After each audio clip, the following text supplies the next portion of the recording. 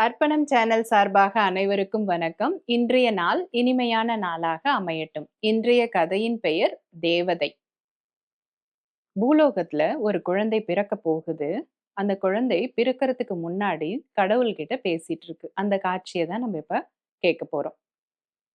அந்த குழந்தை கடவுள்கிட்ட கேக்குது, "எனக்கு உங்கள விட்டுட்டு பிரிய மனசே இல்ல. நான் இங்கேயே இருந்துடுறேன்." அப்படின்னு சொல்லி கடவுள்கிட்ட கேக்குது. அப்ப கடவுள் சொல்றாரு, "உனக்காக ஒரு தேவதை வந்து அங்க இருக்காங்க. அதனால அவங்க உன்ன பார்த்துப்பாங்க." அப்படின்னு கடவுள் சொல்றாரு. அதுக்கப்புறம் மனமே இல்லாம, "நான் இங்க ரொம்ப அழகா பாடி திரிஞ்சு, நான் ரொம்ப சந்தோஷமா இருந்துட்டேன். எனக்கு கீழ போக மனசில்ல. அதனால நான் உங்க கூடவே இருந்துட்டுமா?" அப்படின்னு திரும்ப கேக்குது. அப்ப கடவுள் சொல்றாரு, "உனக்கு கீழ அந்த தேவதை உனக்காக அழகா பாட்டு பாடி உன்ன சந்தோஷப்படுத்துவாங்க." அப்படின்னு சொல்றாரு. திரும்ப அந்த குழந்தை, "எனக்கு உங்ககிட்ட பேசணும்னா நான் என்ன பண்றது?" அப்படின்னு சொல்லி கேட்குது.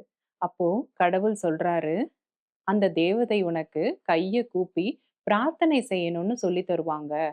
அப்படின்னு சொல்லி கடவுள் சொல்றாரு. அதுக்கப்புறம் அந்த குழந்தை சொல்லுது, "அங்க இருக்க மக்கள பார்த்தா எனக்கு ரொம்ப பயமா இருக்கும். அவங்க என்ன பேசுறாங்கன்னு எனக்கு புரியவே புரியாதே." அப்படின்னு சொல்லி அந்த குழந்தை சொல்லுது. அப்போ கடவுள் சொல்றாரு, அந்த தேவதை உனக்கு பாதுகாப்பா அந்த விஷயத்துக்கு எல்லாமே ஹெல்ப் பண்ணுவாங்க அப்படின்னு சொல்லி கடவுள் சொல்றாரு. இறுதியாக அந்த குழந்தை சொல்லுது, "எனக்கு உங்கள விட்டுட்டு கண்டிப்பா போக பிரியம் இல்ல. நான் உங்க கூடவே இருந்துர்றேன்." அப்படின்னு சொல்லி சொல்லுது.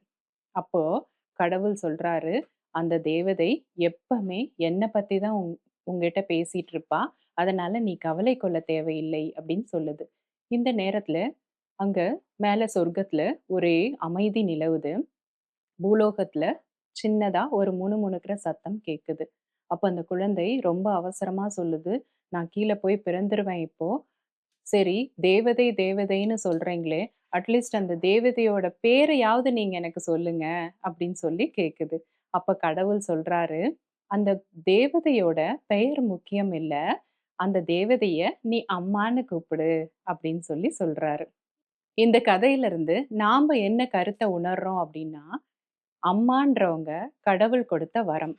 அம்மா நம்மகிட்ட அன்ப காமிக்கிறாங்க. அந்த அன்ப தான் நாம மத்தவங்க கிட்ட பிரதிபலிக்கிறோம். கடவுள்கிட்ட நம்ம பிரிய மனம் இல்லாம தான் நாம இங்கே பூலோகத்துக்கு வந்தோம். ஆனா எதுக்காக வந்தோம்?